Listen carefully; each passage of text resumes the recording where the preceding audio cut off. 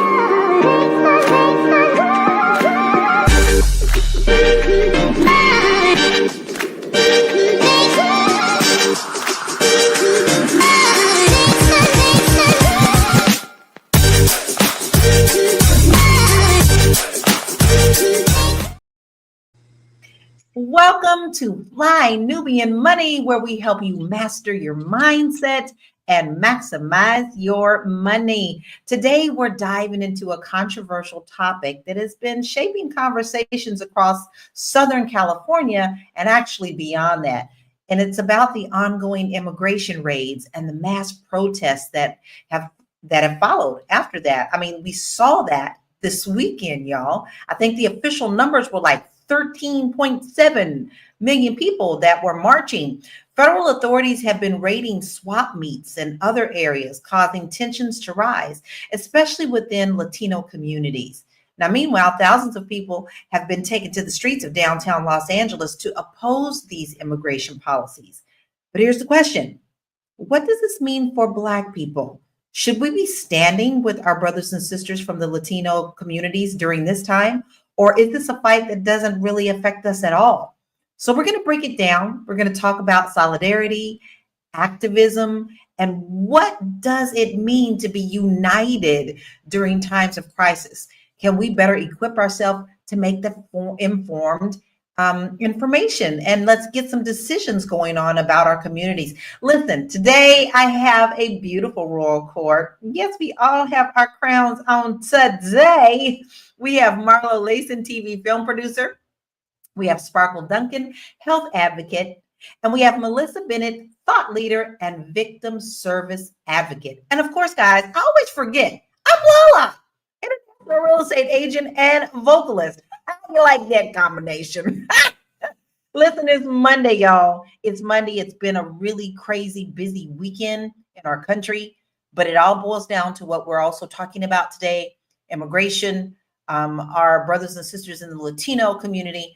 And, does this really affect our community financially? Because, we do like to talk about money here. So before we get into any kind of conversation, first, I want to hear your thoughts. I want to hear our family out there. I don't consider you just viewers. I consider you family. We don't talk at you, we talk with you. So I want to hear what your comments are about this as well, but I'm going to ask my queens as well.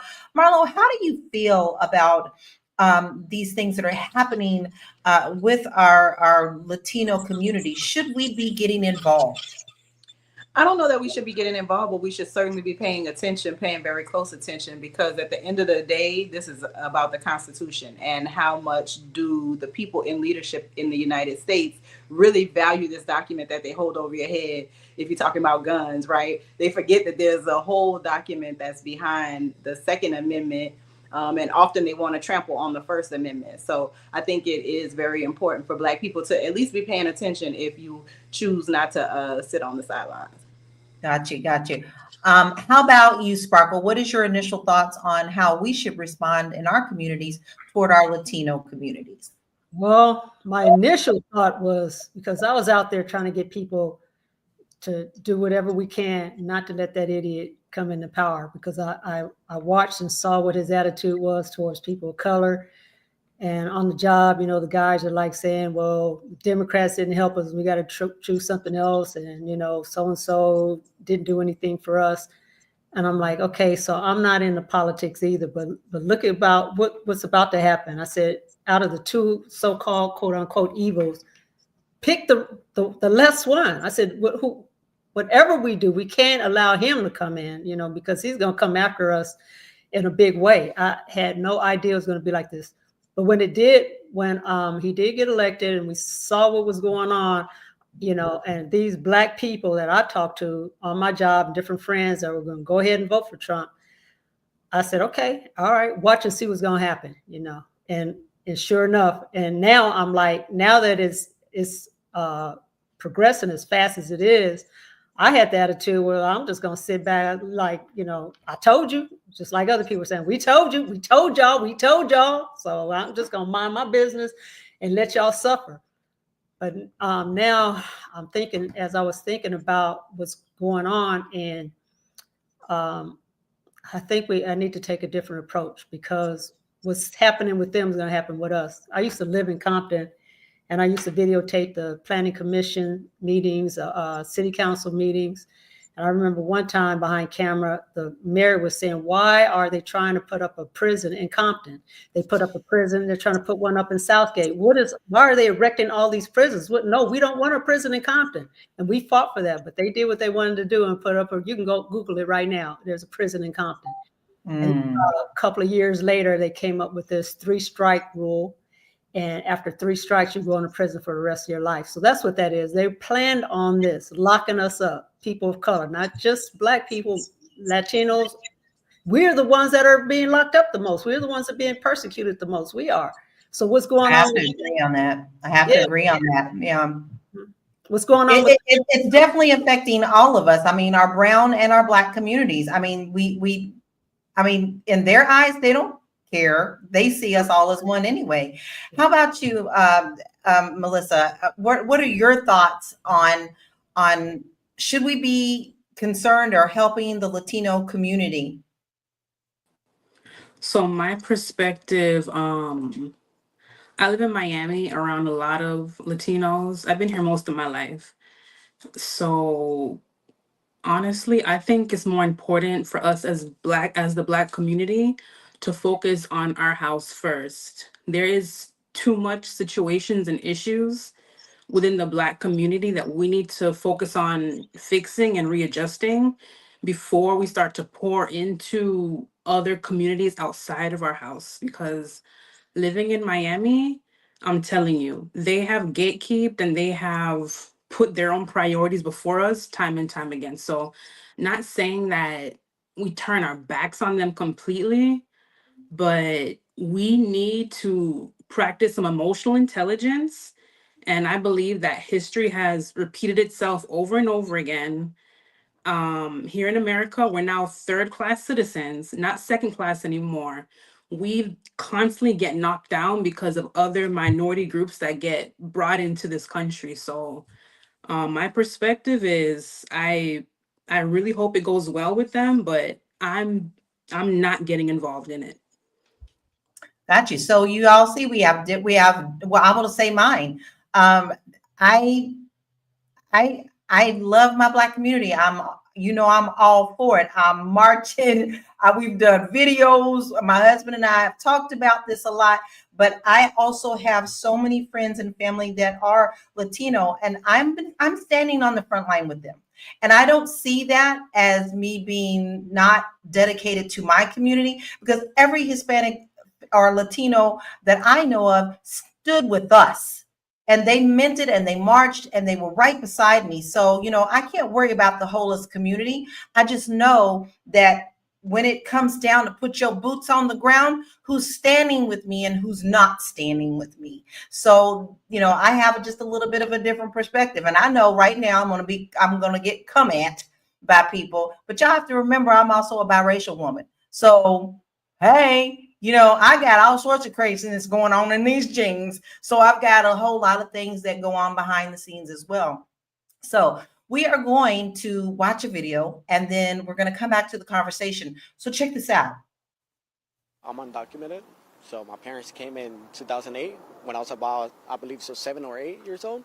We crossed here around that time. We've been living in Costa Mesa for 18 years. What are your thoughts on what's happening in and around here? It's nonsense. It's ridiculous. We haven't done nothing wrong. What have we done? Standing at Home Depot looking for work to feed our family? Is that a crime? Is that our crime? To feed our family? It's not. We're just trying to provide. We're trying to make sure we have a roof over our head. How do you feel about Donald Trump now not only instigating with the raids, with ICE raids, but also bringing in the U.S. National Guard, bringing in the U.S. Marines to support those ICE raids? This is wrong. It's wrong, honestly. I have friends that they're in the Marines. I have friends that they're in the Army, and they even tell me it's wrong. But since we're under the oath, we have to do it. It's an order. Do you know people who've been affected directly by the raids? Oh, yeah, obviously, which is my friends here. As you can see, it's empty. I don't have papers, and I'm still here, risking my life in order to provide myself, to have a roof, like I said. Are you worried about being grabbed? I am, but I can't show that. I don't want to show that. Because if they come and if I run, they're going to think I'm a criminal when I'm not. What if you get grabbed? It is what it is, right? As a man, that's what we say. It is what it is. But we're going to find a way to come back. Because we decided to be here. Because we want to provide our family in Mexico. We want to buy, which is a medicines that they can't buy. We want to buy them the food that they can't really buy. What's in your heart right now? I don't feel angry because we decided to come here because it's America, right? It's the American dream. It's the freedom of speech. The First Amendment, there's no longer that no more. Anything else you want to say about what's happening in this country right now? Don't treat us like animals. There's a whole lot to unpack there, y'all. There is a whole lot to unpack there, and I do want to definitely dive into this, but I want you to all just kind of let that soak in. Listen, viewership family, I want to hear your thoughts. Continue putting them in. We're going to address your thoughts. We're going to acknowledge your thoughts as well, but we're going to take a break, and we will be right back. It's a good show right here. But I'm biased. If you are just tuning in, you are watching Fly Nubian Money, where we help you master your mindset and maximize your money. My name is Tiara Williams. I'm also known as Miss Black Hollywood, and I'm the proud producer of this show because it is lit. If you want to receive notifications for when we go live Monday through Friday, 1 to 2 p.m. Eastern Standard Time. All you have to do is text the word Queens to 87948. That's Queens to 87948. That's QUEENS to 87948. Also, if you want to grow your money and not blow your money, all you have to do is go to flynubianmoney.com. There's all kinds of resources, there's courses, there's free giveaways. There's just no reason to be broke in 2025. All you have to do is go to flynubianmoney.com. Obviously, you don't want to be entertained here. You want to know enough to grow. Wait, I need to put that on a shirt. You got to know to grow. Got to know to grow. So know and grow. We talk about money here. It's called Fly Nubian Money. We are here to help you get your financial house in order. So if you don't go to the website, you can't complain because we're giving you a lot of good free things to help you get your financial house in order. Go to flynubianmoney.com and make sure that you tap into those resources.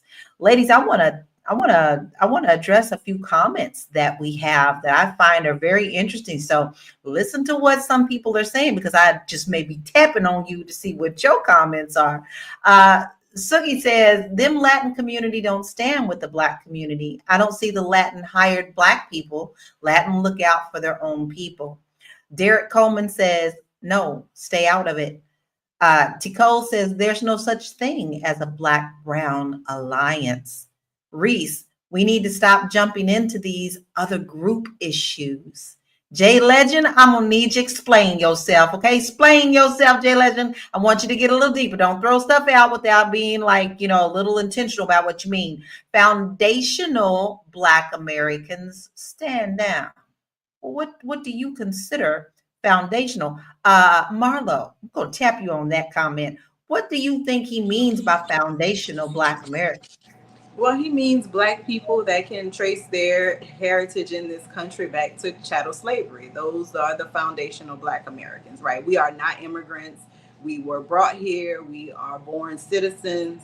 But I think that that's so dangerous, right? Because as we see, this administration and the agents are not really caring if you got a driver's license, if you got a birth certificate, you're born here, you served in the military. They're saying you need to be deported first, and then you got to prove why you're not needing to be deported. And so when you look at Black people, you think that they're going to care who's foundational Black American versus who's an Afro-Cuban, or who's a Brazilian, or who's a Haitian or a Jamaican. No, we are all brown. That's what I'm saying. It's fine to stand down. It's fine to feel like this is not your fight and you have no place in this fight, but you need to be paying attention, because once they are done with that sector of people, there is another sector of people that needs to be moved out. So I just would say, Black people don't celebrate too hard. You need to exercise with caution, because again, if we look at a lot of the migrant worker jobs, who's going to do the jobs? We see he kind of paused the immigration thing, and they're doing 4-year work visas. I just saw, as I was doing some research, now on the website, they're promoting 4-year work visas because they realize they don't have anybody to do these jobs. The jobs that I'm thinking the now president was referring to as Black jobs during the debate, right? So I think that we as Black people, whether you call yourself FBA, you Foundational Black American, you ADOS, like, I don't care. You need to be paying attention, because you are the original enemy, and they will not forget to come for you after they've gone for everybody else.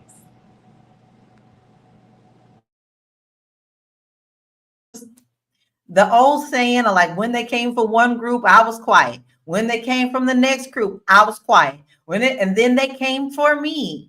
I think of that often because I feel that it is extremely true, because they target and then they go to the next group until they get to what they want. But Melissa, this is what I want to ask you. Do you think that immigration policies and enforcement are different for Black and Latino communities? Are they being treated different right now? Because, I've heard that if, you getting bonuses for whoever you snatch. All right. They're getting massive bonuses for snatching anybody. So do you think that there's a difference between the Latino community and the Black community in this immigration policy? So the way I see it, again, I live in Miami. They've been rounding up Haitians here like crazy too before this whole immigration things that affected the Latin community. So honestly, we've been in the fire as Black people, just like what you said there. They're gonna come for the Black diaspora. They've been coming for us. We've been in the fire. You know what I mean? So it's kind of like we're just tired and we're just ready, you know? What the Latins are facing now is stuff that we've been facing since the beginning of time. So yeah. But it doesn't. But here's the thing. It doesn't right now. Here's my serious problem. I know that they're targeting certain areas, guys. Most of y'all, I was in California and my license is still there for real estate for 13 years. Then we moved to Florida to help take care of a family member, and so I had to deal with Florida's policies. Which is a huge Hispanic community as well. So, I've got both sides and both borders of what's going on and how they're being treated. But when it comes down to people getting bonuses, I see that that's all that they see. So my question is truly, and I'm going to ask it again. And Sparkle, I'm going to ask you, how do we as Black communities stand in solidarity with them without harming our own communities? I think it's really important. There's always been power in numbers. Okay, there are a lot of Black people and there are a lot of Mexicans. And I think if we lock arms, we'll be able to come up against this power, because it's been set down for many years for things that start happening the way that they're happening right now. And I know that if we allow them to, okay, so Black people are not Latino, we're not the same, but we are in their eyes. All they're interested in is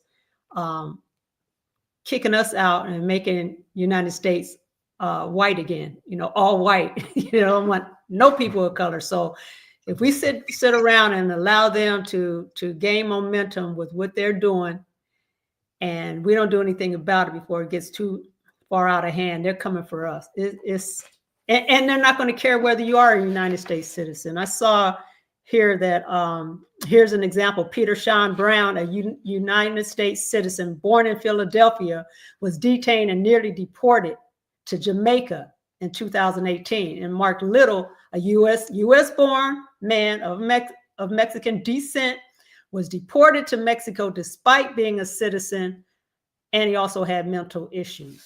So they don't care. They're definitely coming for us. I'm telling you, they've been laying it down for years, and they're now implementing it. And Trump is in a rush to get this thing going before his 4-year term is up. So I'm saying right now we're not being affected, but I think we are. There probably have been some Black people deported already without us knowing, because the news is run by a certain group of people, and we don't hear everything, but we're going to be next. So that's the only reason why that's one of the reasons why I feel that we should get involved. Plus, I don't like to see people I don't like a bully. I do not like a bully. Exactly. I'm with you on that. Marlo, I want to ask you this because I know you work in news outlets and things like that. So are you seeing any parallels between the current immigration struggles with our Black community struggles? Are you seeing the parallels from historical point of view up to now? I don't know necessarily that there are parallels. I guess the biggest parallel is historically we get to this migrant worker culture through the 1942 Barcelo Act, where they brought these Mexican men in. By this time slavery is over, we're into sharecropping, but that's like its own kind of mess.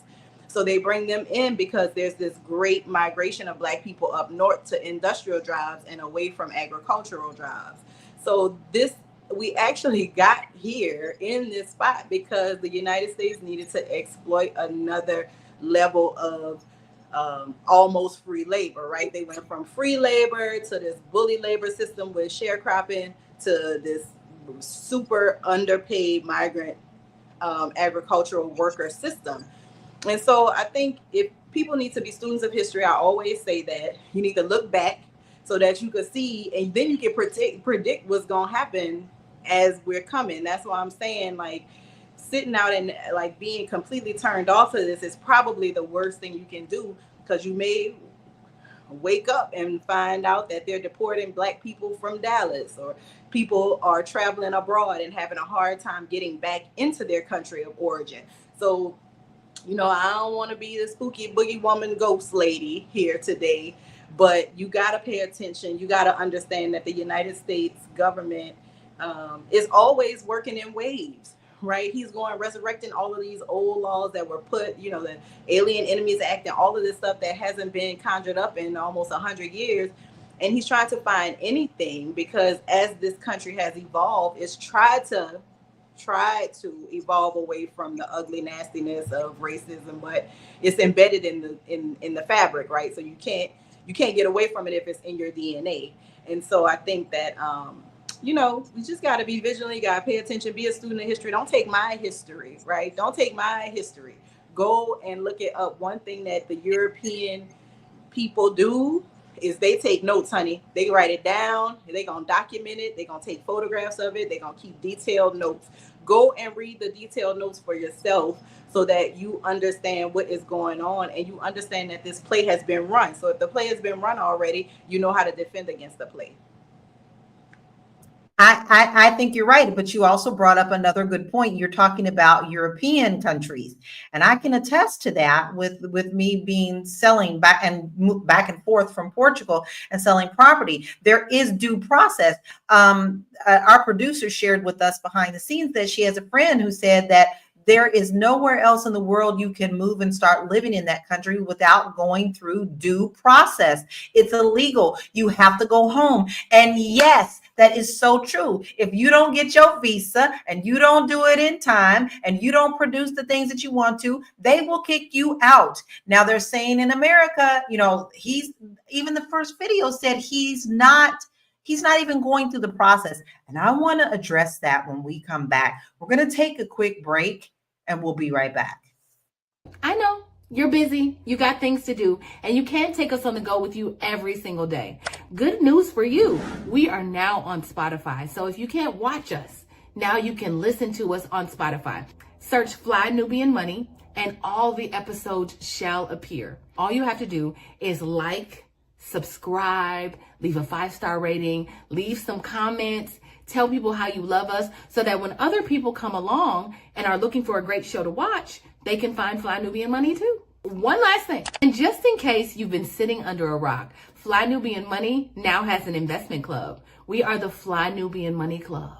It's easy. All you have to do is go to flynubianmoneyclub.com, and I am committed to bringing in top experts from all industries to help you level up. They're teaching us the skills that we need to compete in this market. We often say that nobody is coming to save us, not the government, but guess what? We're coming to save us. I'm coming to save you with the Fly Nubian Money Club. So listen, all you have to do again is go to flynubianmoneyclub.com. We have a 30-day free trial set up just for you, just for those people that are struggling. Even if you ain't struggling, you ain't got to struggle. I'm coming. Okay, let me stop playing. I'll see you soon. We are coming. Every time I see that commercial, I see Tiara coming in on a white horse that sparkles because she means it. We are here to help you. And we had a wonderful class this weekend. We'll talk about that later, but just know that you need to check us out at flynubianmoneyclub.com. Listen, we are going to now hit what I feel is a very important part of all of this. I have to be very honest. Listen, if you're going to come to America, then come correct. If you're going to move to any country, then come correct. Do it properly. Now, this gentleman who was on the first video stated very clearly that he is illegal. He's there illegally. He wants to help his family back home. So this is where I have a problem.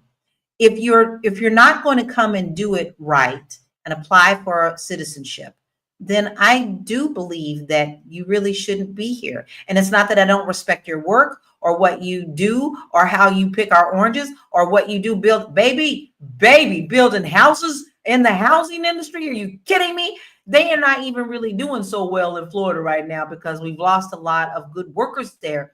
But if you're not going to do it right, then I don't see how I can stand beside you. I just said a very powerful statement, and I actually want to hear what our viewership family has to say about that, but I also want to hear what our panel has to say. Melissa, how do you feel about that?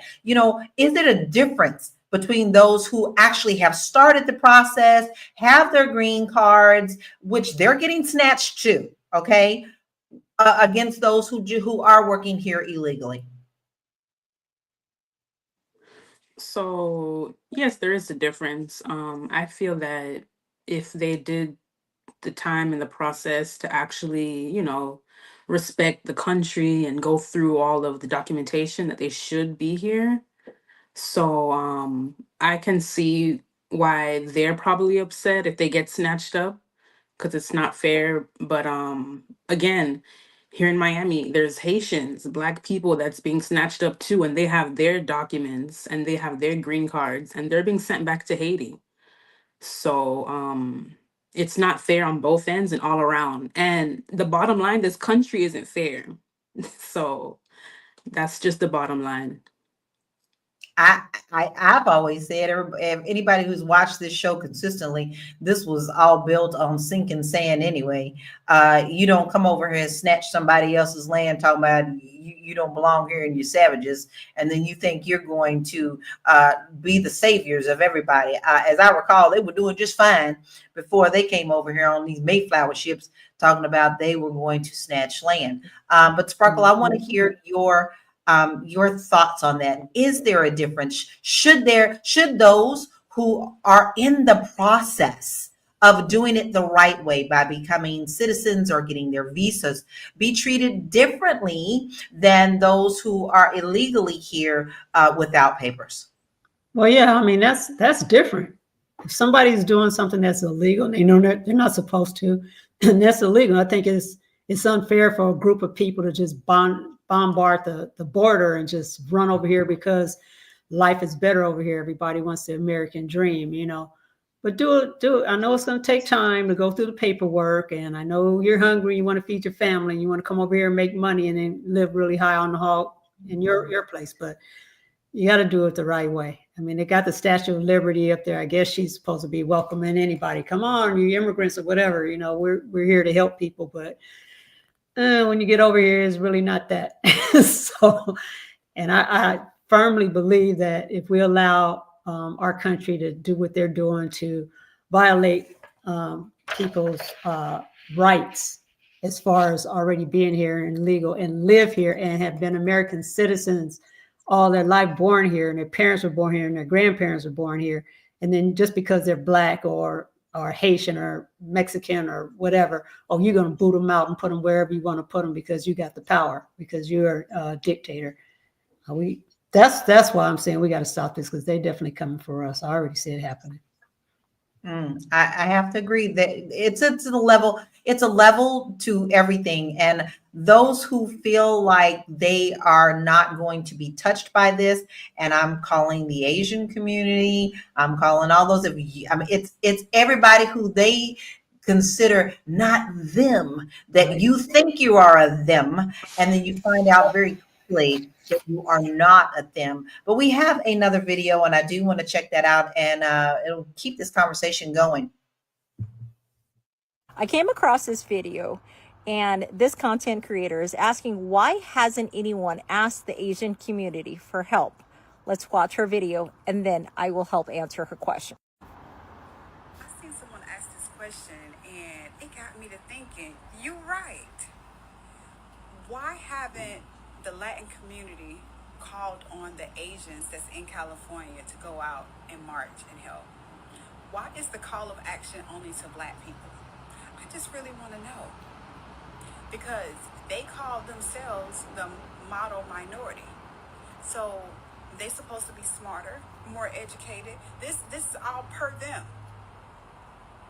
Why haven't y'all called on the Asians? So since I'm an Asian American residing in the state of California, I think I can best answer this question. We, the model minority, as you state, the more educated one, is always the more sensible one. We have been taught to learn common sense. We don't follow anybody. We were taught by our parents to think for ourselves. Now, I'm going to tell you more, but let me hand it over to my mother, and she can explain to you in her native tongue why there hasn't been a call for action. នាងឯងអត់មានមកហៅកូនអាស៊ីធ្វើរបស់អញ្ចឹងទេកូនអាស៊ីយើងគេខំចំកូនគេ Okay, number one question. Your mama has been here how long? Does she speak English? I'm sorry, I had to say it. I had to say it. I had to say it. In the word of things, I hate to say it, but it's probably me. Now, listen, if you're coming to America and you want to be a part of America, I still say you need to learn basic. I respect your language. Oh my God, I respect your language so much. But if you want to be a part of us, you also have to learn to integrate. Marlo, I want to know what your thoughts are on this, because I didn't watch that video before we went live, and it literally just pissed me off. You know, the Asian community is so funny because they are the most forgetful of everybody, right? Y'all were in the internment camps back in the day. They actually passed the ban where Asians couldn't travel to this country for a very lengthy time. So that's the community with the shortest, little goofiest attention span in all of this American racism for me, because this lady, the mama, she may not know because she's been here 10 years or whatever the case may be, but somebody there knows. And the Asian community's short memory with all of this stuff is so crazy to me. But it is because of assimilation. It is because on the color spectrum chart, right? You can never leave out the color spectrum chart in America. It's part of the DNA. They are closer to white. They can assimilate. That's why they are named Katie Chang. No disrespect. They all take an Americanized, westernized name to make their walks easier. Now, you would think after they filed that lawsuit to get rid of affirmative action in college applications, and once they found out that the number of blacks stayed consistent, the number of Latinos stayed consistent with Ivy League acceptance, and the number of Asians dropped. Why is that? Because Asians have Asian surnames. They have ethnic last names and therefore can be discriminated against. So that's the community more than anything that I want to wake up, mainly because they have a lot of financial power. I don't think that they will. And I think they're going to end up getting deported too. And it's really, really sad that whatever this construct of whiteness is, this fake veil of unity across ethnicities, it's really dangerous for people, and it's putting communities in peril. So good luck to that lady. Don't learn English. Don't learn English. The thing is, they can stay in the house. My dad was in the military. There were bases, we lived on military bases. There were always kids whose moms couldn't speak English.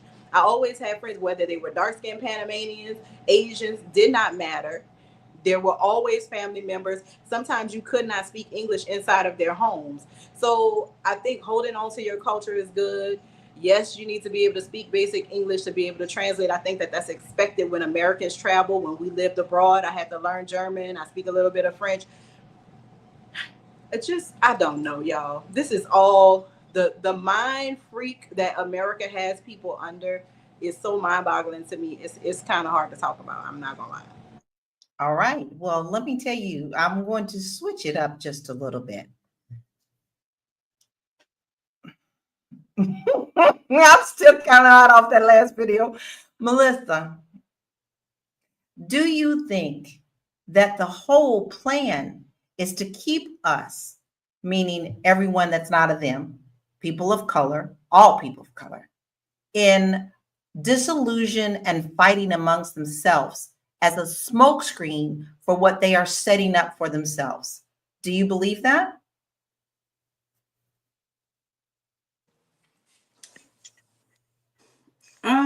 I mean, kind of. But that's the thing about this country. We have to understand the legacy of America, right? So, as a Black woman, as a monoracial Black woman, right? My plight is with my community because, like what I said before, until we situate ourselves, it doesn't really matter how much we want to fight for anyone outside of our community. We really can't do much for anyone unless we do it for ourselves, right? And I see someone mention some stuff in the comment about like slavery and stuff like that. So even after slavery, Black women and men, we were forced to work outside. Like we couldn't even take care of our children. We literally had to nurse, nurture, and like our whole livelihood would go towards taking care of white children. And look how those children grew up, and we're still in the same position. So honestly, I'm just stuck on the fact of just Black people. We need to just go like this, and we have to focus on ourselves. That's just my plight. Got it. Jay Legend said exactly. FBA has no allies. I have to agree. Absolutely. I have to agree.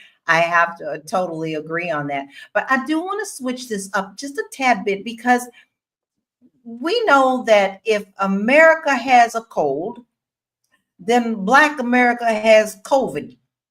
All right. We got the worst of the COVID and we got the most updated COVID. So, Sparkle, what type of economic implications of these raids do you see on our communities?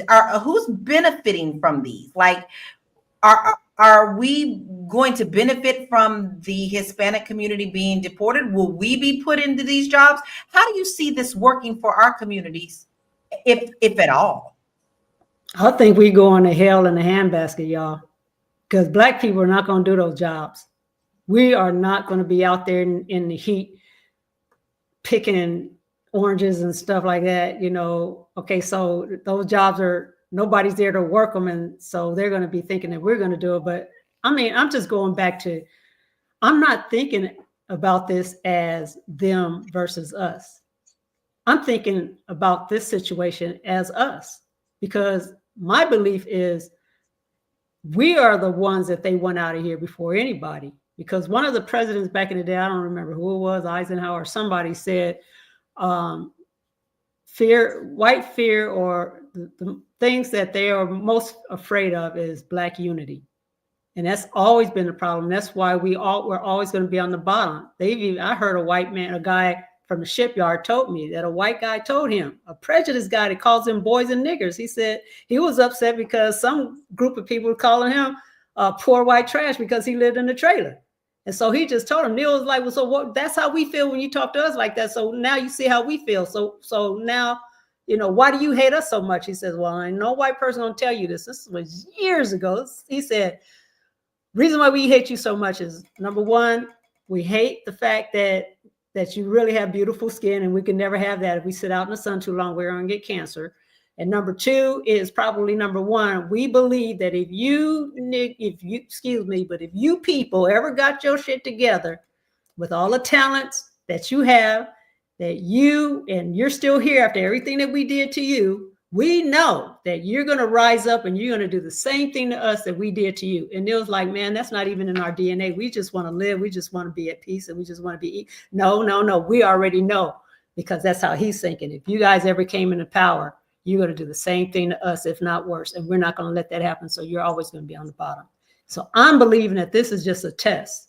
I believe that he's just picking the lowest hanging fruits, which is immigrants. And what he says is illegal people and rapists and murderers and all that. He's just saying, if we're going to allow him to do that, and they set up more and more laws and get more and more power and get more and more bold, they're coming after us. That's the only reason why I'm saying I'm not fighting for them. I'm fighting for us. I feel you on that. I totally do. Star Child said, we will, talking about the jobs, we will if you pay us properly. Who was doing them jobs before the illegals started coming? I don't know. I just told you. Marlo, there you go. They've been doing the job since the 1940s. And no, they're not going to pay you $27.89 an hour to pick a fruit. It's not going to happen. They've been getting this particular form of labor, agricultural labor, for free or close to free for hundreds of years. They're not paying nobody a livable wage to be a picker. I need y'all to get that out of y'all's minds. If anything, if you want to capitalize on anything, as migrants are being deported and held without due process and all of that other stuff, go learn carpentry. Go learn to put something together with hammer and nails, because as you can see, a lot of the job sites that they were chasing those people were running from ICE agents on, if you've seen any of those videos, were some type of job site that was doing some type of construction manual labor. So go get you a welding certificate. Go learn to be a carpenter. Go be a pipe fitter. Go be a plumber. Go get you an electrical skill. That's what you're going to need to fill in those gaps, because the ones that were not picking were doing those jobs. So maybe Black people have gotten pushed out of those jobs because we were encouraged to go and get in debt in college instead of getting a manual skill. So now, if you are too old to get a manual skill, encourage young people around you to get a manual skill, because we will still need people to build things. Things will still need to be built until the robots take over everything. So picking fruit, again, nobody paying you $30 an hour to pick fruit. Don't even worry about it. Stop talking about it, because that's a ridiculous hypothetical. Move on to something that is productive. Find your way into the construction zone and learn to do something with your hands, because that is the other chunk of work that the migrant workers were doing. And so there will be gaps in that. I have to agree. Now, listen, and it's clear, when it comes to trade, y'all, I think that's the way that it goes. Who you think right now in the dead of summer getting paid paid. Anybody that has to do with air conditioning and heating, all right? That's one. Two, around Thanksgiving, when your toilet backed up, who you calling? You calling a plumber. These types of trades are not low-level trades. I know a millionaire who are plumbers and not necessarily having big businesses and any kind of trade that is needed on a daily basis. These are not lowly jobs. These people are doing services that you're going to know you need because you know you ain't going to be going around too long with your toilet being broke. We're going to take a break and we'll be right back. Are you a Black business owner looking to expand your reach? Well, has Fly Nubian Money got good news for you? We are building a Black business directory to connect you with customers who need your services. And here is the best part. It is absolutely free. Email us at info@realvirtual.net. Send us your business name. Tell us a little bit about what you do, what services you offer, your website address, and your contact information. That's it. Together, we are going to build and circulate the Black dollar. Get listed today and start connecting with people who are probably already looking for you. Ain't no problem for me. I'm looking for you. Listen, I done stopped shopping at Target. I done stopped Amazon. I don't go nowhere. My money is not appreciated. And if you are doing the same thing and you're looking for a Black-owned business, we're going to help you with that. But guess what? You got to send us your information so that we can get it out to the people who are looking at you. Send all of your information, y'all. Don't send no half-ass information. I need it all. I need your name. I need your business name. I need your website. I need your telephone number. I need a bio. I need your email. I need it all. But you got to send it to info@realvirtual.net. In the subject line, put Black Business Directory so that way we can get you in there as quick as possible. All right. This is really a hot topic. And I do believe that we have so much more to dig into, but I want to kind of bring us back to the money. We do have one more video I do want to watch before we get into the last part of this conversation. Listen, family, y'all out here giving us all sorts of great chats, talking amongst yourself. We really appreciate you doing that as well. Keep the conversation going because you know what? So far, I'm loving the fact that y'all not bickering at each other. You're having conversations, and that's what's really important. Let's check out this video. We'll be right back.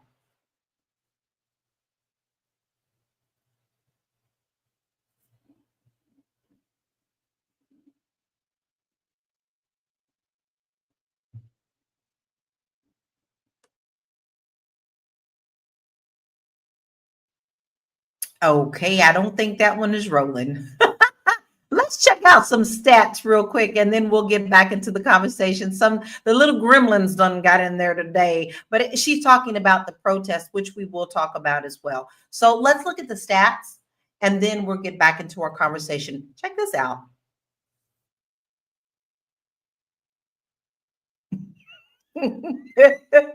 According to a 2020 report by the American Civil Liberties Union, ACLU, Black and Latino communities in the U.S. face disproportionately high rates of racial profiling and police violence. In 2019, Black people were more than 2.5 times as likely to be arrested than white people, while Latino people were nearly 2 times as likely to be arrested. So that's slightly under what we were, okay? Impact on economic mobility. The Economic Policy Institute, EPI, reported in 2019 that Black workers earned 25% less than their white counterparts. The immigrant workers earn on average 20% less than their white counterparts in the same fields. Additionally, immigrant workers often face exploitation in low-wage jobs where labor rights are neglected. And here's a stat for you. Pew Research Center in 2020 found that 72% of Black Americans believe that racial and ethnic minorities should work together to achieve greater equality, which reflects the importance of solidarity in social justice causes. In a 2020 study by the Center of American Progress, immigrants, particularly those in low-income households, are more likely to work in essential jobs such as healthcare, food production, and service industry sectors that provide critical support to the broader population, including Black communities. Without these immigrant workers, the U.S. economy would face severe labor shortages. All right, guys, I'm going to tap into something, and I ain't no kind of fan of this administration. I call him the orange turd. He actually came out and reversed his policy immediately, because obviously the people with the money was fighting and arguing about, you taking all of our workers out of the field. We can't get anything done. So he reversed everything, saying that he's going to ease up on the ICE raids on anybody who works in the fields, anybody who works in the hotel industries, those type of things. And at this point, I'm like, what are they going to do? Ask them, what do you do? Are you in the hotel? Okay, we can go on to the next person. This affects America's economy. And so, Marlo, I want to hear your thoughts on how you think this is cherry picking. Yeah, I mean, they're gonna lose GDP, right? Because they aren't. Listen, are some of the employers paying people under the table? Yes, absolutely. The vast majority of the employers are paying people with a 1099 W-2 type tax situation, right? How do we know this? We know this because immigrants, undocumented immigrants specifically, account for just under $100 billion in income tax collection, payroll tax deductions they are paying. So if you're taking $100 million out of the economy, and it's not just $100 million, because they live here, they're spending money. So let's say $200 million, because what people get out of the economy, they put right back in terms of gas, groceries, clothing, whatever they need. That money is going back into the economy in some way. So let's say $200 million into the American economy out, because you don't have this labor force. Because you can't get more tax dollars out of Black people. You can't get more tax dollars out of none of the existing groups of people. You can't get additional tax dollars. They are tapped. And we keep writing laws and keep legislating big, beautiful bills that have zero tax for corporation. So where's that $200 million going to come from that we are losing? The grants that people rely on to run programs, the Black business grants, which I heard are going away, and they're like Jewish business grants or something, but that's none of my business. Where is the money coming from? I think that people are looking at this from a boogeyman perspective of us versus them, when the reality is these people make money and they put it into the tax system. So then where does that end up in benefits as those just cutting, right? I think y'all need to research. People need to don't just read the meme. Go and do a little Google search behind the information in the meme so that you could get a clearer understanding of what's going on. I read law all the time for work. I have been following people that I know are constitutional lawyers on social media so they can really help guide my understanding of all of these nuanced arguments that are being made right now. People need to educate themselves, because thinking Black people, we just sit over here and deal with there's never been a time when Black people sat back and dealt with their issues collectively. Never. Show me the time in Black history where we have sat down, addressed our issues, went about correcting the problems in our community. So I guess it'd be easy to say, some type of veiled argument about you get rid of immigrants and Black people can step up, but that we're incarcerated. Black men and women are incarcerated at a rate higher than anybody else. Black kids are being sent to juvenile detention centers at a rate higher than any other group of young people. So what are we talking about right now? I think everybody needs to go and get a bit of education. Everybody needs to go and seek knowledge, historical and current, so that you can have an understanding of what's going on, and you can understand why sitting back and I ain't voting for the lesser of two evils, not paying attention to what's going on in your local community, not paying attention to what's going on in your state. That is how we got here. Exactly. Exactly. I really agree with that.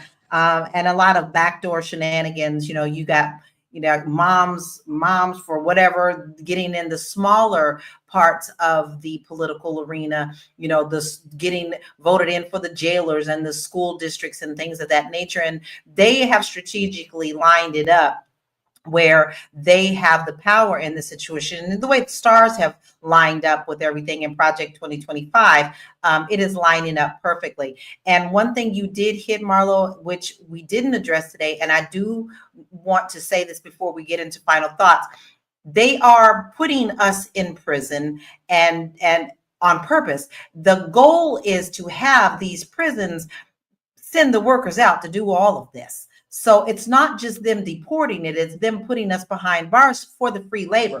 But then once again, America was built on this. So what makes you think that they don't want it back?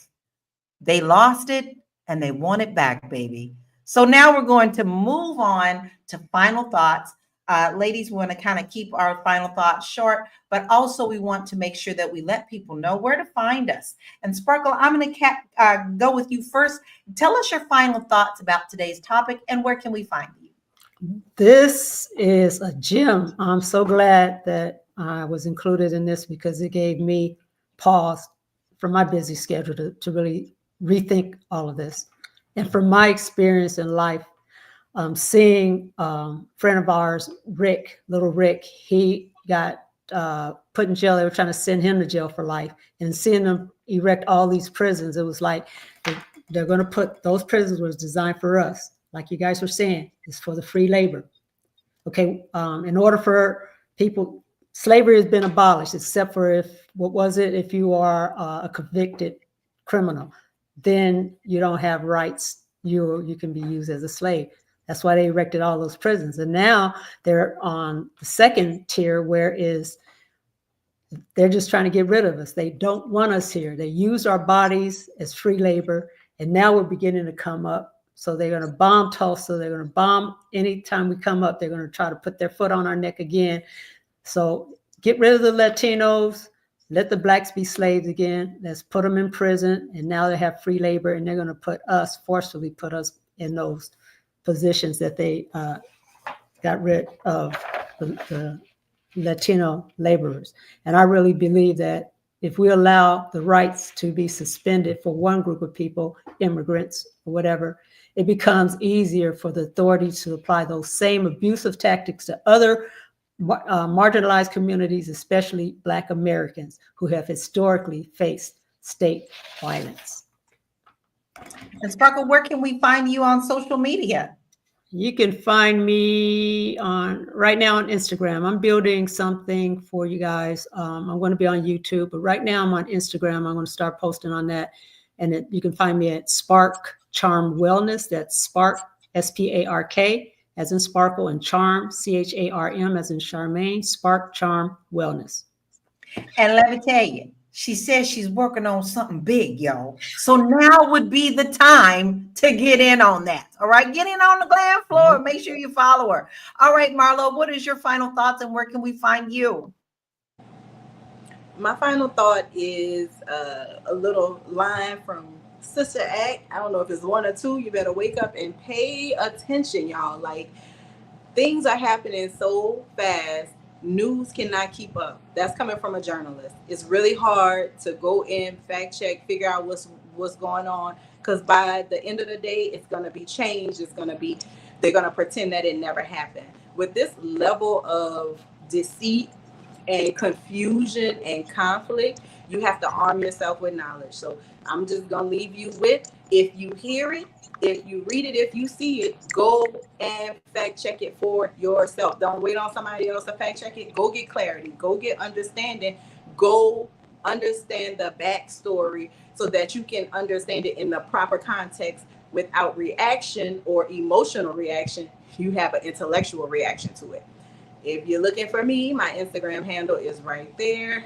Follow your girl. I don't know that I'm gonna be giving these hot takes because I don't really want to fuss with people in the comment section because I'm coming with facts. But follow me anyway because I post cute pictures sometimes. So you go ahead and do that for your girl. And if you need help aligning your social media and your website, aligning your brand strategy, you can contact the Marlowe Group. That is what we specialize in. We specialize in using search engine optimization and artificial intelligence optimization so that when people are looking for what it is that you have to offer, they can find you. Listen, and you want to be found. SEO, it's more than just what it sounds like. It's pretty deep. And Marlo has a really good take on that. She can help get you seen out here in these social media streets. Melissa, you're up next. What is your final thoughts and where can we find you, love? Yes, so this panel was amazing. My perspective and my take on it, I am so proud of the Black community for using emotional intelligence during this time and just keeping their energy to themselves. But I will say we have to heal and take care of our families. It's not just not paying attention to the protests, but it's really redirecting that energy. And let's focus on healing. Let's focus on, getting our men out the streets. There's shootings going on all the time. Our women needs to heal. Our men needs to heal. Our children needs to heal. We need to get ourselves and our house in order. That's the bottom line. So I'm so proud to see that we're just not running outside to be the shield for people that would never be the shield for us. And my Instagram is right here. You can find me on Melissa _ X017. And I'm getting ready to launch my YouTube channel soon. So stick around and I'll let you all know. Thank you. You see, we got big things going on here. And I love that we all have different perspectives and we love having this conversation with you as well. Here's my final thoughts, y'all. Listen, I truly do stand by. They're going to come after each and every last one of us. They're rounding up what they want first. Then they're going to come for the next people. And those who think that they are safe will find out very quickly that they are not. We are not a them. But let me tell you something. There's this little thing called we the people. Call me silly, but I still think that we do have the power if we can get together on one accord and fight together. All right. Now, where can you find me? Well, you can find me at my website, www.laurakey.net. I specialize in moving abroad, especially Portugal. If you are thinking about moving out of the United States of America, ain't no shame in your game, baby. You are a world citizen. I have a free quiz there that will help you assess if you're ready or not and get your wheels moving on what you can start doing to be prepared. We are so very grateful for each and every one of you. Listen, we have so many people today. I can't even do a whole lot of shout outs. Black Panther, Danette, C always is there. Vinny, we have Legend, we have Anonymous Person, we have Star Child, we have Deborah. Listen, y'all, we wouldn't have a show without you. All right. Maybe we didn't, you didn't agree with us, but that's what we're here for. We're here for the conversation, right? If we don't start the conversation, we cannot get on one accord. So we want to say thank you for being here because without you, we wouldn't have a show. Thank you for joining us today as we unpacked the complex issues surrounding the immigration raids and immigration period and the protests that actually followed, right? There was a lot. But what was most important was the relationship between the Black and the Latino communities during this time of crisis. Now, it's clear that this is not just an issue for one group, but for all of us who care about justice and equality. As we continue to fight for civil rights, it's really important to remember that solidarity is key. We can't afford to be silent or inactive while our brothers and sisters are being oppressed. Let's keep the conversation going, stay informed, and keep fighting for the future where we are all free from the chain of injustice. So until next time, which is actually tomorrow at 1 p.m. Eastern Standard Time, stay empowered, stay united, and keep pushing for change. Be blessed. Peace out. Bye.